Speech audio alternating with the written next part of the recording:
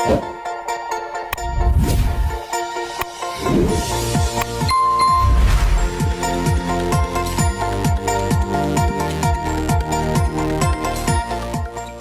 welcome Dan Kozark. Thank you very much. Good afternoon, ladies and gentlemen. Thank you for taking time out of your busy days to help us chart a pathway to sovereignty. I think I'm going to follow Dennis's lead, and I'm going to digress before I start. I liked Link's comments about a 51st state, and I'm not necessarily opposed to a 51st state, but I sure as hell don't want to be in a 51st state with the rest of Canada in it. So that's why I'm here today. I want to be darn sure we need to have our own country first. I think Dennis started by thanking Quebec, and I want to thank Quebec too, because as quite a few people have mentioned, the Clarity Act, the citizens of Quebec went to the federal government and asked them to set the rules for leaving the country. And they came back with the Clarity Act, which was a clear question and a clear majority. And do you think for 1 second if Alberta would have asked them to set those rules, if they would have done it? But you can be sure that Quebec got their way when they did that. Because did anyone ever think, in the Clarity Act, why doesn't it just say, if you want to leave the country, fill in the form? We, this province, put in your name, want to leave the country, and you have to have 50% plus one if you want to leave.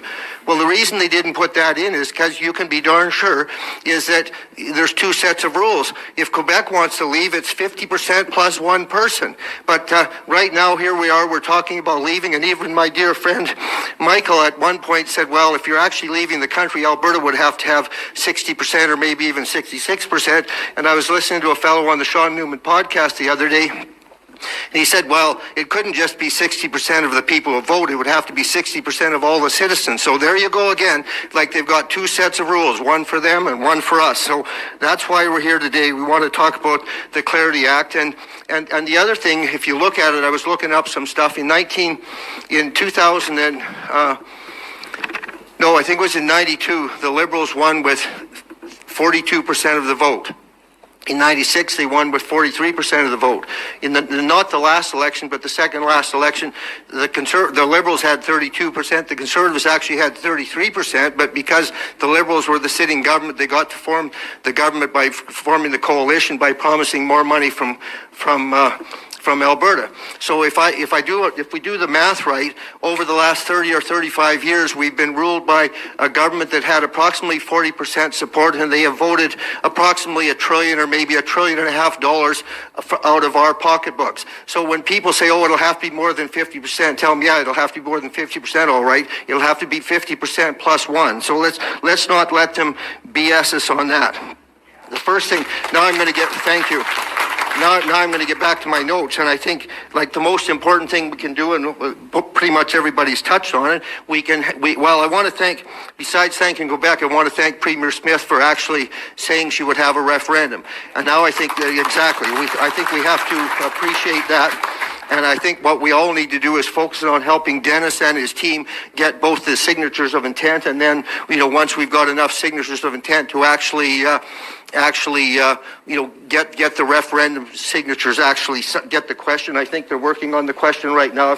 You have the question, yes, exactly. You have the question already, and so we all need to work together. I certainly agree with the other speaker saying we all need to sort of put some of our past differences behind us and all work together to both get the referendum into place and then to win the referendum.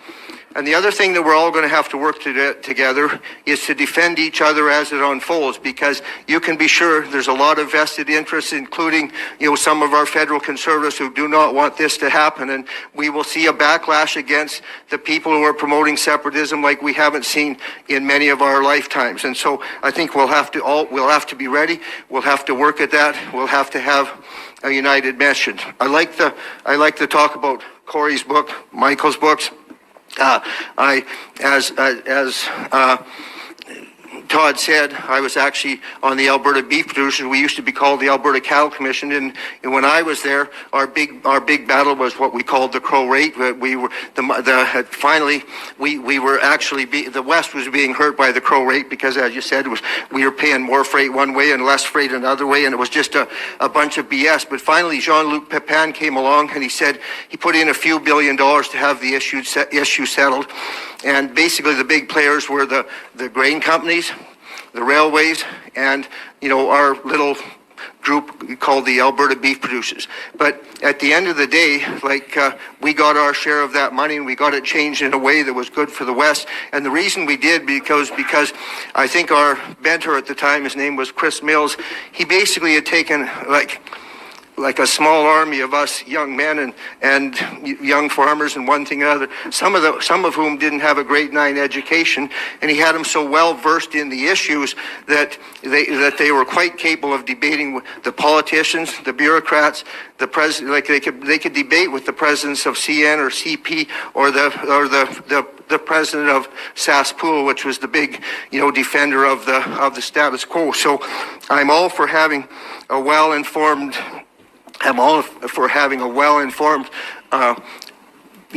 small army of people. And I think if you really are interested in having, and I trust you are because you're here, but I mean, I think you're going to have to look at it seriously and think, when people tell me they're not interested in politics, I always say, well, my grandpa wasn't interested in war either, but he still went twice. And so I think if we really want to end up with an independent Alberta sometime in the next 2 or 3 years, everybody's going to have to get these books. They're going to have to read them. They're going to have to understand them. They're going to have to buy them and give them to their friends. They're going to have to share them so that every one of us is able to talk to, as you pointed out, as the last speaker, I guess it was you, Corey, you need to be well enough informed that you can talk to your friends and neighbors and even people you don't know about what these issues are. And to me, it's going to be quite a challenge. But I think to win it, we're all going to have to make it a line item in our budgeting of time, and we're going to have to make it a line item in our budgeting of money and resources. I mean, we're fighting an establishment. Like I say, we have a volunteer army fighting an establishment that's fighting us with our money. So I mean, we're not only sending the money to Ottawa to finance them, they're fighting us, and we're having bake sales to fight back. So it's going to be a tough battle. When Danielle says she wants to have, she's not really in favor of independence. She'd like to have a sovereign, what's he called it, a sovereign province in a united country. I said, that's as stupid as to me as saying, my wife got the house in my divorce, but I've made a deal. She's made a deal, said that me and my new wife can live in the granny suite as long as I pay the mortgage. They say, well, I don't see that working out very well. You know what I mean? And so, to me, what she's talking about is just flat out insane to talk about, a sovereign province in a united country. It's not going to work. But again, one of the things that she is good at, and if for any of you who follow Victor Davis Hanson out of the States, he said we are increasingly being led by people who have never studied anything in their life except how to get elected. And I think if you think about it, that's what's happening. And Jason Kenney came along, made a big, campaigned over doing something about equalization, didn't do anything for 2 years.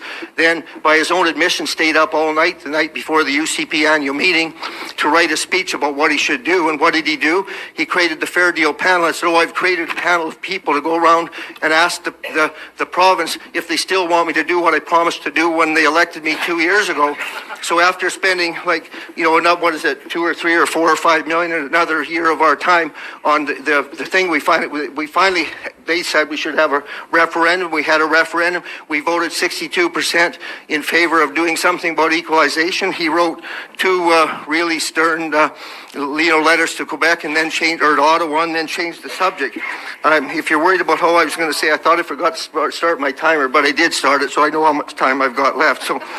But one of the things I really admire Corey. I listen to his stuff as often as I can, and the other day he mentioned it again today, don't worry about the independence parties. And I really appreciate the fact. I think the least, like you said, some not very nice things about some of the parties, but our Wild Rose Loyalty Coalition, you just mentioned we were around, and I appreciated that because I'm with the Wild Rose Loyalty Coalition, and you didn't say anything bad about us, and I appreciate that. But when in 2012, how many people here remember Kevin Avram and the Canadian? He was the original founder of the Canadian Taxpayers Federation. In 2012, a group of us Wild Rose candidates hired him, and we created what was called the Wild Rose Coffee Room. We had 14 candidates in it. Strankman was in it. Drew Barnes was in it. Quite a few of us were there. At the end of the day, we elected 7 out of the 14 of us that were in the Wild Rose Coffee Room. But he said to us, he said, when you look at it, he said, Alberta actually became an NDP province long before they elected Rachel Notley. And one of the reasons they did was from 1967 till about 2012 when the Wild Rose came along, there was the only opposition was always socialist opposition. There was never anybody that got up with a conservative suggestion to fix the government. It was always a socialist suggestion, as you can imagine, well reported by the mainstream media who loved their socialist ideas. Of course, the bureaucrats never complained about them either. So we went for years without ever having like any conservative opposition. And the best example that I have of that is when Stephen Harper got elected. To his credit, he came out with that $200 per child for parents. So a mother with 3 young kids would be getting $600. In the next provincial election, Ed Stelmach was running, and daycare became one of the issues. Well, one of his big daily announcements was they were going to create 29,000 publicly funded daycare positions. I phoned our MLA, President of Treasury Board, Lloyd Snellgrove, and I said, Lloyd, publicly funded daycare is a socialist idea from day one. I said, why didn't you agree to match the $200 per child that Stephen Harper put out? And he said, yeah, I wish we'd have thought of that. And I said, yeah, so do I. But I mean, the point I'm making is, like, good governance, like we need somebody on the right. And, and as I say, I think you introduced me as the chairman of the Economic Education Association, but I'm also the president of the Wild Rose Loyalty Coalition. So, like, I actually believe that it's good for our province to have strong opposition and to have some opposition that's actually presenting conservative suggestions. The other thing that I didn't used to be a believer in, but it's recall. And Paul Himon, our Wild Rose leader, has made a real believer in me of that. And like none of us in our private life would hire someone and say, well, if you show up on Monday, I'll give you a company credit card and a company vehicle, and your next job review will be in 4 years, whether you show up for work or whether you don't. Like, it's almost laughable. It's so stupid. And yet we go on and you say, oh, we should be able to fire them. You say, oh, you wouldn't want to fire them. But of course, who's saying you wouldn't want to fire them? Well, it's only them. You know what I mean? Because like it's just insane that we don't do that. And I talked to Danielle about this before the Lethbridge by-election, and she said, oh, didn't you hear at our annual meeting, we passed a resolution to bring in recall. And I said, Danielle, I haven't got time to tell you all the motions that we passed at a political meeting that nobody ever did anything with it, once they got elected. So our Wild Rose position on recall is, if 50% plus one of the actual number of voters in your area sign a petition, you'll step down and run in a by-election. And so then you don't need legislation. All you need is the word of the person who's running. So one of my suggestions to sort of make things get better is don't vote for anybody in the future that hasn't agreed to be recalled. Like I say, you wouldn't hire somebody that you couldn't fire. Why do we do it with our politicians? So make them agree just on a personal basis. Like, you don't need legislation. You can just have them say, I give you my word. If 50% of you take up a thing, you can fire me. So anyway, I'm as Vince would say, I'm getting close to the conclusion. And so I think the most important thing that we can come away from here today is Dennis's initiative with the signatures. Like, now that we're heading down this road, we have to get the signatures. Then we have to figure out a way to, get the petitions around, get them signed, get them back there. But as we're collecting the signatures, and I think everybody should help them do that, but as we're collecting the signatures, I think we can expect to start, having more and more incoming flack to all of us that are involved in this process. So we have to, I think we have to, but for one thing, we have to sort of prepare ourselves in our mind for how much flack we're going to take. Like, don't think for 1 second, don't think for 1 second that they're just going to say, oh, like one of your kids that's moving out, oh, good, good luck if you need any help with a down payment on a new house or something, we'll help you with it. They're not going to be saying that to us. Like, their whole livelihood is at stake. And I don't know how many of you have heard of Martin Armstrong, but he's a sort of a world famous prognosticator. He was speaking in Calgary last Saturday, and he said Alberta will be an independent country in the next few years, and he's called a lot of things right. Look up his name. I won't tell you what he said the rest of Canada would end up being, but it wasn't good. And so, but I guess they can find out on their own. I don't have to tell them that. So anyway, here we are today. The Liberals have just won. How many times have the Liberals won an election by pitting, like promising the rest of Canada that they would attack our energy resources, our energy resources and our agriculture industry? They keep calling the climate hoax. They keep calling it a real national emergency or a worldwide emergency. Like, we have been lied to them by for so long, it's hard to believe. But again, like I say, this is the third time in my lifetime that a Trudeau-led government has threatened to undermine, like, a generation of our hopes and dreams and the wealth that we've created in this country. So I think we all have to be prepared to push back on that. And I was just talking to this lady. I'm sorry I don't know your name. We were talking about her grandson, and he was thinking that he wouldn't go to medical school because he was so worried about how the future is. And we actually went and listened to Jordan Peterson on the 12th of February in Calgary, and it was really a pretty interesting thing. We followed him. I think we all followed Jordan Peterson, but there was about 5,400 people there in the Saddle Dome, and I would say half of them were 40 years or older or younger. And at the end, he said, and I took it he was talking to the young people. He said there's nobody in the old folks' home that is worrying about some of the mistakes they made in their life. Like he said, it doesn't matter whether you lost your farm or your business or whatever. He said the people in the old folks' home aren't worried about that. He said the only thing they're worried about is the things they didn't do. And so this is my message. I mean, like, we're still, I mean, we're obviously in the fight because we're here, but I think the message of hope that we have to have for our kids and our children was say, like, here's your chance. Like, it's been a good thing. It's been a good thing for Alberta. It's been a good life for all of us. And like, it always used to bug me. The left have mocked Alberta and our tar sands for years, and by calling it the tar sands, of course. And for about 10 or 15 million years, it was the tar sands. And then some young guys, I always say, with their old half-tons and their young wives, went to Fort McMurray, and they figured out how to get tar out of sand, you know what I mean? And now it's one of the miracles of the modern world. And again, when you're talking about being a 51st state, I think we'd be in the G15, like we'd certainly be in the G20 as a country. And I'm not actually in favor of having one big country either, because again, it's my hatred for big government. But if you had, if we joined all the Western provinces together, somebody would want to have a federal government. And so I would sooner just have 3 or 4 small countries. When we were going to Washington, we could call Saskatchewan and say, look, we're going to Washington to sell beef and oil. Do you want to come along to sell potash and uranium? And my guess is they would come, and they'd probably be smart enough to say, well, can we share the room bill? You know what I mean? That'd be fine by me. So anyway, let's just, I thank you very much for being here. I'm absolutely convinced, and I'm almost ready to close, but I've got a minute and 30 seconds left of, but how many people know who led the first expedition to the top of Mount Everest? Anybody know the fellow's name? Well, you're close.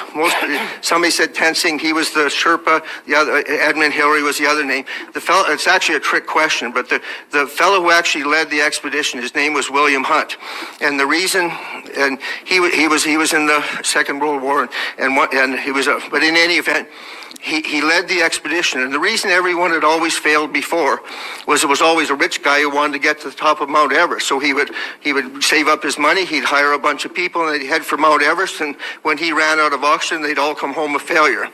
And the reason William Hunt succeeded when no one else did was he said to his team when they were leaving, he said, when we can see the summit, whoever's most able to go forward, that's who will go forward. So that's how he scaled a mountain that had never been scaled before. And when you look at the challenge ahead of us, I would say going to Mount Everest is fairly easy compared to what we're up against. But I think one of the things I've seen today is a whole group of people that don't actually care who gets the credit. They just want somebody to get to the the top of this, like we want an independence thing. So anyway, Todd, thank you for inviting me. I appreciate having this time, and I'm certainly ready to answer questions if anybody has any. Thank you very much.